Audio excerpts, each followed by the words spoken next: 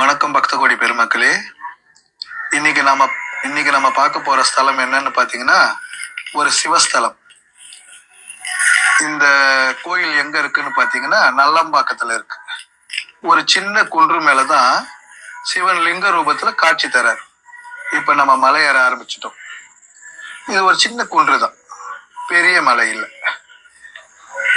இடது கை பக்கமா பாத்தீங்கன்னா விநாயக பெருமானும் மூஷிகனும் இருக்காங்க. பிள்ளையா சொல்லி போட்டு செயல் எதுவும் தொடங்குன்னு சொல்லி பாடல் வந்திருக்கு இல்லையா? எந்த ஒரு செயல் நம்ம செய்தாலும் விநாயகரை வணங்கிட்டு தான் நம்ம அந்த செயலை தொடங்கும். ஏன்னா நம்ம செய்யற செயல்கள் வெற்றி அடைய காரணமே முழு முதற் கடவுள் விநாயக பெருமான் தான். வலது கை பக்கம் பாத்தீங்கன்னா முருகர் மயிலும் வேலோட காட்சி தரார். யாம் இருக்க பயமேன் என்று சொன்ன முருகர், வேலுண்டு வினை இல்லைன்னு சொன்னவங்க. இப்ப நம்ம மலை ஏற ஆரம்பிச்சிட்டோம். மலைன்னு இது பெரிய மலை நினைச்சு பயந்துடாதீங்க. இது சின்ன குன்று தான். இது ஒரு சிறு குன்று தான். அதனால நம்ம பெரியவங்க முதல் கொண்டு குழந்தைங்களை கூட்டிட்டு தாராளமா இந்த கோயிலுக்கு வரலாம். இந்த பாத்தீங்கன்னா ஏறும்போது பாத்தீங்கன்னா ஒரு பாறையில சிவனுடைய பட்டை அடிச்சிருக்கு, திருநீர் அணிஞ்சிருக்காங்க.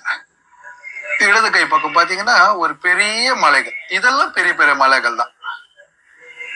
வலது புறம் இடது புறம் எங்க பார்த்தாலும் இயற்கை எழில் கொஞ்சிற மாதிரி மரங்க செடிங்கன்னு பச்சை பசேல்னு பார்க்கவே ரொம்ப ரம்யமா இருக்கு இந்த மலை. இந்த படிக்கட்டெல்லாம் பாத்தீங்கன்னா அந்த மலையே பக்தர்கள் போறதுக்கு வசதியா படிக்கட்டு மாதிரி செதுக்கி இருக்குக்காங்க.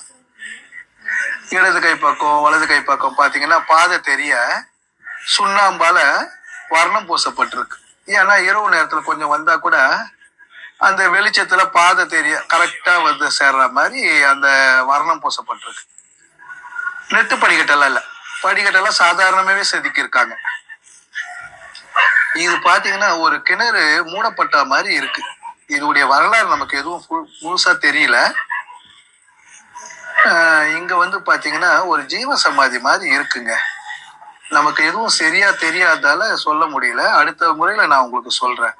இதுல பாத்தீங்கன்னா ஒரு சிவானந்தர் 100 வருடம் வாழ்ந்தவர்னு ஒரு கல்வெட்டு இருக்கு. வலது புறம் தான் இப்ப நம்ம பார்க்க போற மூலவர் சிவன் இருக்காரு.